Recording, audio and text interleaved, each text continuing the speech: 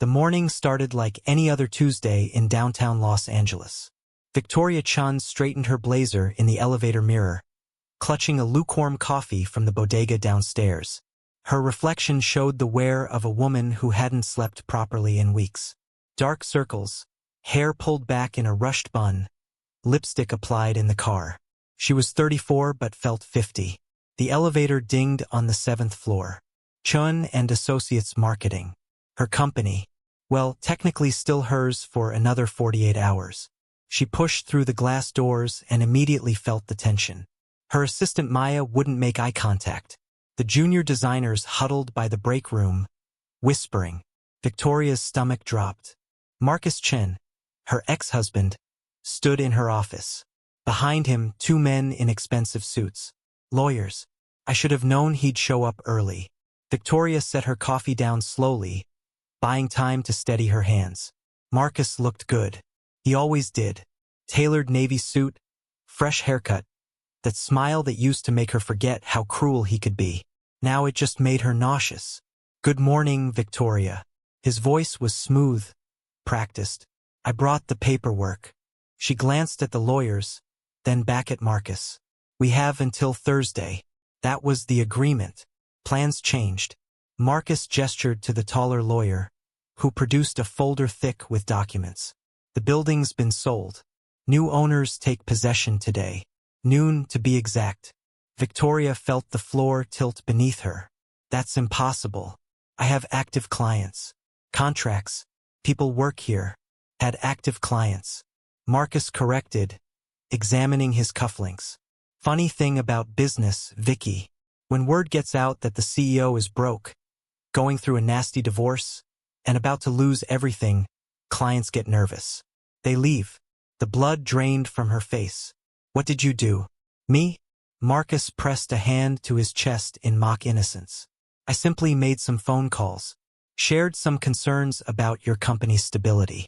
Turns out our mutual contacts valued my opinion. 18 years of marriage does build a network, doesn't it? Victoria's hands curled into fists. You sabotaged my business. I protected my investment. Marcus stepped closer, lowering his voice so only she could hear. You wanted the divorce. You wanted to keep the company. Fine. But you don't get to humiliate me and walk away with everything we built together. This company exists because of my money, my connections. You were just the pretty face at the pitch meetings. The words hit like physical blows.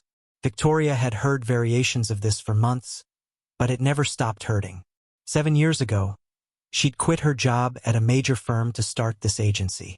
Marcus had funded it, yes, but she'd built it. Every client, every campaign, every late night and missed dinner with their daughter Lily. All her. The taller lawyer cleared his throat. Mrs. Chun, you need to vacate the premises by noon. All personal belongings must be removed. The new owners are quite insistent. Who bought it?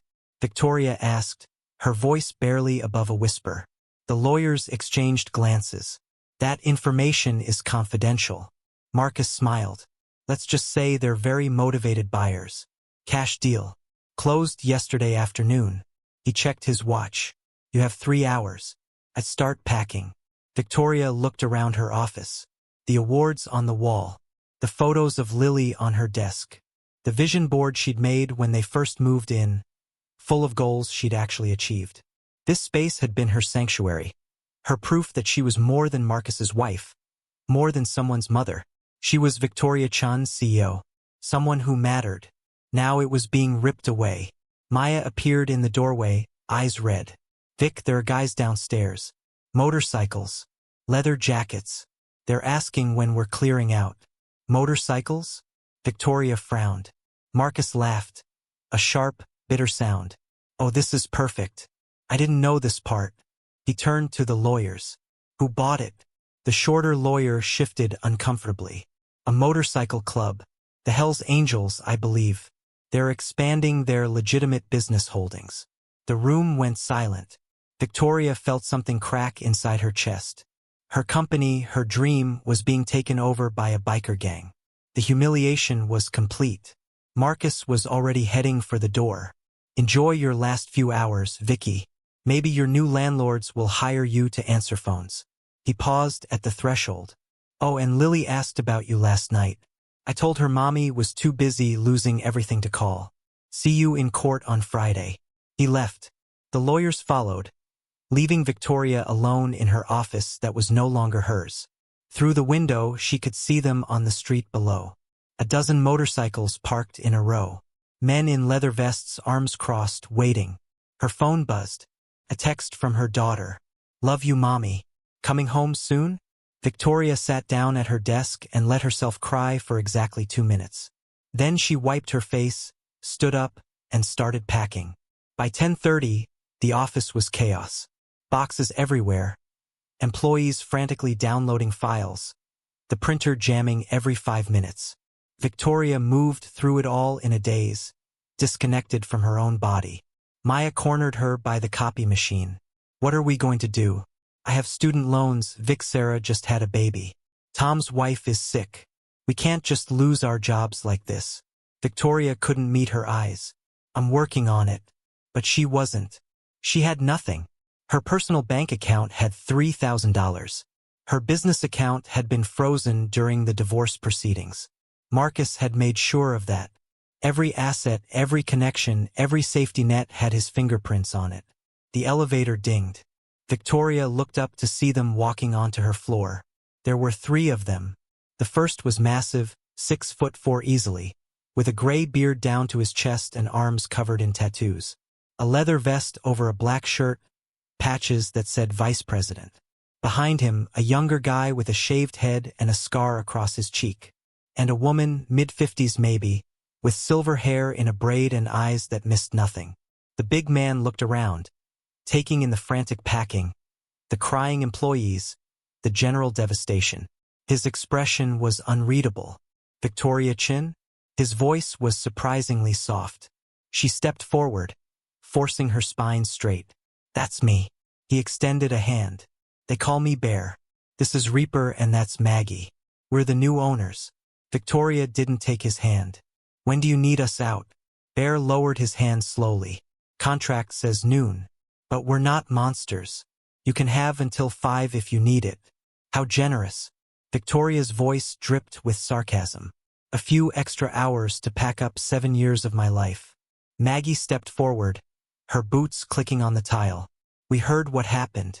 Your ex orchestrated this whole thing. Made sure you'd be humiliated. Victoria laughed, a hollow sound. Well, congratulations. You got a great deal on a distressed property. My failure is your opportunity. Bear's jaw tightened. We didn't know the circumstances when we bought it. Real estate agent said it was a motivated seller. Clean deal. Motivated seller. Victoria repeated. That's one way to put it. She turned away, unable to look at them anymore. Just give us until 5. We'll be gone. She heard them whispering behind her, but she didn't care anymore. What did it matter? By tonight, she'd be homeless professionally. By next month, probably literally homeless. Marcus had made sure of that too. The house was in his name. Her apartment lease had been tied to the business credit, which was now destroyed. Her phone rang. Marcus. She answered. What? Just wanted to make sure you were on schedule. His voice was gleeful. Noon is coming fast. Wouldn't want your new friends to have to physically remove you. That would be embarrassing. Victoria hung up and threw her phone against the wall. It shattered. That's when she broke. Victoria sank to the floor, her back against the wall, sobbing. 7 years. Gone. Everything she'd sacrificed. Every hour away from Lily. Every dream she'd poured into this place. Destroyed by the man who promised to love her forever. Maya rushed over, kneeling beside her. Vic, come on. Let's get you some water. But Victoria couldn't move. The weight of it all pressed down on her chest, making it hard to breathe. She was done. Finished. Marcus had won. Heavy footsteps approached. Bear crouched down in front of her, his massive frame surprisingly gentle. Hey, look at me. Victoria lifted her tear-stained face. What's your daughter's name? The question caught her off guard. What? Your daughter. I saw the pictures on your desk. What's her name? Lily. Victoria whispered. She's 6. Bear nodded slowly. I got 3 kids. 2 girls and a boy. All grown now. He paused, his voice dropping. You know what they remember most? Not the times I had money or success. They remember the times I got knocked down and got back up. That's what teaches them strength. Victoria shook her head. You don't understand. I have nothing left. No business, no money, no home. I can't even afford a lawyer for the custody hearing on Friday. Marcus is going to take Lily from me. Who says you have nothing? Maggie's voice cut through. She was standing behind Bear, arms crossed. You got skills, don't you? Built this whole agency from scratch. With his money, Victoria said bitterly. But your talent. Maggie pressed. Your work. Those awards on your wall, did he win those? Victoria fell silent. Reaper spoke for the first time, his voice rough. We've been watching you all morning. Your team loves you. That Maya girl. She's been crying, but she's still packing your stuff carefully. Making sure nothing gets damaged. That's loyalty. You don't get that by accident. Bear stood, offering his hand again. Come with me. I want to show you something. Victoria hesitated, then took his hand. He pulled her to her feet effortlessly. They led her to the window. Bear pointed down at the street. See those bikes? Every single one of those guys has been counted out at some point. Society said we were nothing. Criminals. Losers. But we built something real. Something that lasts. He turned to face her. Your ex thinks he destroyed you. Maybe he did destroy your empire. But you know what? Empires can be rebuilt. And this time you'll build it on your own terms. Victoria felt something shift inside her chest. A tiny spark of hope, fragile but real. If you're rooting for Victoria right now, stick around. Because what happens next is going to change everything. Maggie smiled. So here's our offer. We need someone to manage our legitimate businesses. Someone smart, someone who knows marketing and organization. Someone who's got nothing left to lose and everything to prove. Bear extended his hand one more time. You interested? Victoria stared at Bear's outstretched hand. This was insane. Work for a motorcycle club? Her mother would have a heart attack. Marcus would use it against her in court. Every respectable contact she had left would turn their backs. But what respectable contacts did she have left? Marcus had burned those bridges for her. What kind of businesses? Victoria asked carefully. Bear grinned. 3 auto shops, a tattoo parlor, a bar, and a security company. All legal, all profitable, all poorly managed because none of us know the first thing about marketing or professional operations. Maggie pulled out her phone, showing Victoria an Instagram page with 43 followers. This is our security company's social media. We do corporate events, private protection, high-end clientele, but we look like amateurs online. Victoria took the phone, scrolling through blurry photos and posts with spelling errors. She felt her professional instincts kick in despite herself. You're charging how much for these services? Bear named a figure. Victoria's eyes widened. You're undercharging by at least 40%. And your branding is non-existent. You could triple your client base in 6 months with proper marketing. Exactly, Reaper said. That's why we need you. Victoria's mind raced. This could work. It was unconventional, maybe even dangerous to her reputation. But it was something. More than something. It was a chance. What about my team? She gestured to Maya and the others still packing. Can they come too? Bear looked at Maggie, who nodded. We got the space. Got the budget. If they're half as good as you, we could use them. And I need creative control. Full autonomy over branding and marketing decisions. Victoria felt herself shifting into negotiation mode, the fog of despair lifting. Plus a percentage of revenue growth, not just a salary. Bear laughed, a deep rumbling sound. There she is. There's that CEO. He stuck out his hand again. Deal. But we start today. No time to waste feeling sorry for yourself. Victoria took his hand. Her grip was firm this time. Deal. The next 3 hours were a whirlwind. Victoria gathered her team, explained the offer. To her surprise, everyone agreed to stay. Maya hugged her so hard she could barely breathe. We're with you, Vic, wherever you go. By 5 o'clock, They'd moved everything to the Hells Angels headquarters, a surprisingly large warehouse in East LA. It was rough, industrial, nothing like their polished downtown office. But it had space, it had potential, and it had people who believed in second chances. Victoria set up her desk in a corner office with a view of the garage below. She could see Bear and Reaper working on a motorcycle, their hands greasy, their laughter genuine. Her phone buzzed. "Marcus." She smiled and answered. "Just checking if you're homeless yet," he said smugly. Victoria looked around her new office, at her team unpacking boxes and laughing despite everything. "Actually, I just accepted a new position. CEO of operations for a growing business group. Better benefits than before." The silence on the other end was delicious. "See you in court Friday, Marcus. And this time I'm coming prepared." She hung up and got to work. Friday morning arrived too quickly. Victoria stood outside the courthouse in a borrowed suit, her hands shaking slightly as she clutched her briefcase. Inside were financial statements, employment contracts, character references from Bear and Maggie, and a detailed plan for Lily's care. Marcus was already there, flanked by his expensive lawyers. He looked confident, relaxed. When he saw Victoria, his smile widened. "Ready to lose custody too?" he called out. "Judge Henderson hates instability. A CEO who lost everything, now working for a biker gang? He'll give Lily to me in 5 minutes." Victoria said nothing. She walked past him into the courtroom. The hearing was brutal. Marcus's lead attorney painted a picture of Victoria as reckless, unstable, and dangerous. She'd lost her business through poor management. She'd chosen to work for criminals instead of finding respectable employment. She was barely making rent. Then it was Victoria's turn. Her court-appointed lawyer was young, overworked, but determined. They presented the financial documents showing Victoria's new salary was actually higher than her previous income. They showed the legitimate business licenses for all the Hells Angels enterprises. They presented testimony from Lily's school showing Victoria had never missed a parent-teacher conference, even during the divorce.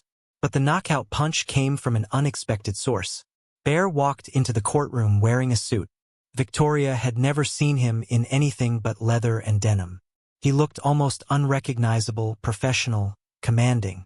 Behind him, Maggie and 3 other club members, all dressed formally. "Your Honor." Bear's voice was clear and respectful. "My name is Bernard Martinez. I'm a veteran, a father of 3, and a business owner. Mrs. Chun has been working with our organization for 1 week, and in that time, she's shown more integrity and dedication than anyone I've worked with in 20 years.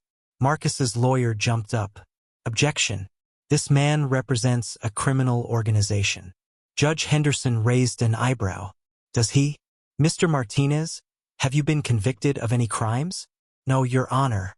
Honorably discharged from the Marines in 2005. Clean record. Pay my taxes. Employ 47 people across 5 legitimate businesses." The judge made a note. "Continue." Bear pulled out his phone, showing the judge something. "This is Mrs. Chen's daughter, Lily. She came to our headquarters 3 days ago for a visit. Know what she did? She drew this picture." He held up a child's drawing. A woman in a superhero cape standing between a little girl and a storm cloud. The caption read, "My mommy is the strongest." Bear's voice softened. Mrs. Chun could have given up. Most people would have. Instead, she got back up. She protected her team, found new opportunities, and never stopped fighting for her daughter. That's the kind of parent every kid deserves. The courtroom was silent. Judge Henderson looked at Marcus, then at Victoria. "Mr. Chun, did you deliberately sabotage your ex-wife's business to gain leverage in this custody case?" Marcus's face went pale. "Your Honor, Yes or no, Mr. Chun?" Marcus's lawyer whispered urgently in his ear. Marcus swallowed hard. "I made some business calls. That's not illegal." Judge Henderson's expression hardened. "No, but it speaks to character." She closed the file in front of her. Joint custody continues. Mrs. Chun retains primary physical custody. "We're done here." Victoria's legs nearly gave out. She'd won. 18 months later, Victoria pulled up to the new building in downtown Los Angeles, A sleek 10-story structure with glass walls and a parking garage full of motorcycles and luxury cars side by side. The sign above the entrance read, Martinez Chin Enterprises. She smiled every time she saw it. Inside, the lobby was bustling. Her marketing team occupied 3 floors now. 22 employees, double what she'd had before. The security company had expanded to 6 cities. The auto shops were booked solid for months. The bar had been featured in Los Angeles magazine as one of the city's best-kept secrets. Maya met her at the elevator, tablet in hand and a huge grin on her face. You need to see this. The Forbes article just dropped. Victoria took the tablet, reading the headline, From Ruins to Empire, How a Single Mom and a Biker Gang Built LA's Fastest-Growing Business Group. The article detailed everything. The divorce, the sabotage, the unlikely partnership, the explosive growth. There was a photo of Victoria and Bear shaking hands at a ribbon-cutting ceremony, both smiling. Her phone rang. She knew who it was before looking. Hello, Marcus. His voice was tight, strained. I saw the article. Did you? Victoria stepped into her corner office, floor-to-ceiling windows overlooking the city. That's nice. The judge wants to revisit custody. Now that you're obviously stable and successful. Victoria had been expecting this. Actually, Lily and I talked. She wants to stay with the current arrangement. Every other weekend with you works fine. She could hear his frustration through the phone. You won, Victoria. You don't have to rub it in. I'm not rubbing anything in, Marcus. I'm just living my life. She paused. You know what the difference is between your empire and mine? You built yours on controlling people. I built mine on lifting them up. That's why yours crumbled and mine is still growing. She hung up before he could respond. That evening, Victoria picked Lily up from school. Her daughter ran to the car, backpack bouncing, talking a mile a minute about her science project. As they drove home, Lily looked at her mother seriously. Mommy, are you happy now? Victoria glanced at her daughter. This beautiful, perceptive little human she'd fought so hard to protect. Yeah, baby. I really am. Lily smiled. Good. Uncle Bear says you're the toughest person he knows. Victoria laughed. Uncle Bear says a lot of things. But it's true, right? You're strong. Victoria pulled into their driveway, a modest but comfortable house they bought 6 months ago. There's no Marcus involved. I'm strong because I had to be, but also because I had people who believed in me when I didn't believe in myself. Like Uncle Bear and Aunt Maggie? Like them. And like you. They walked inside together, hand in hand.